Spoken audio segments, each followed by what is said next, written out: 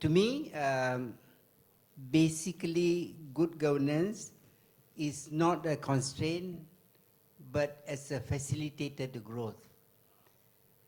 Because if we have growth willy-nilly under whatever circumstances, it can work sometimes in an environment which is very benign. The whole world environment is benign. President of US, Trump, becomes a good man. And he doesn't fight with China. They have a bromance going on with Xi Jinping. And the world is very beautiful. No matter what we do, we will all grow. We all live happily ever after. And in fact, I used to say one time that China has 1.4, 1.5 billion people.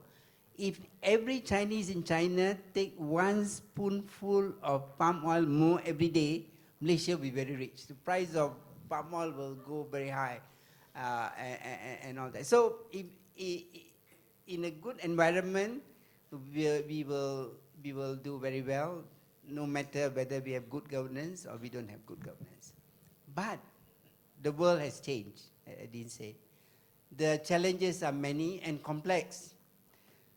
So when the challenges are many and complex, it is like the river receding, and then you see the boats, you see the shells. So in such a situation, you need good governance, not to replace your attention on growth, but as part of growth, to have a quality growth. A growth which has quality and which can withstand the tempestuous nature of the challenges. So as I said, good governance and quality growth go hand in hand. Thank you. I see both going hand in hand. I agree with Tan Sri. You at some point, the reason why people see this as a contradiction is because no one wants to get out of the current practices. No one wants to get out of the existing model. So anything that is beyond the existing model is beyond imagination. So anyone trying to change anything, they say, no, this is going to affect the way we grow. But this is the reason why we need this conversation. We need to rethink our model.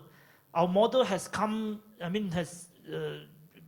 its utilities has diminished. And we have to rethink our model.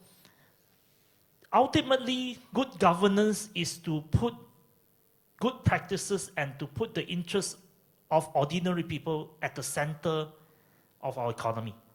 Now, very easy to say, very difficult to do. When we talk about economy in this country, we don't talk about Malaysians who are working in Singapore. Okay, we don't talk about everything else. But I think perhaps we have to start looking at how to deal with the questions of putting ordinary Malaysians' life at the center of our discussions. And that would include, for instance, we have 500,000 Malaysians working as cheap labor in Singapore, earning less than 2,000 Sing dollar per month. Now, what do we do for them in the next 5, 10, 15 years? I mean, it's a difficult question. I still intend to run in Johor. And that is an immediate challenge. Do you provide jobs for Malaysians, or do you see more Malaysians waking up at 4 a.m. going to Singapore to work there? And I think good governance eventually has to deliver real benefits to ordinary people. Otherwise, good governance is just, you're up in the air, but without actually delivering the real thing.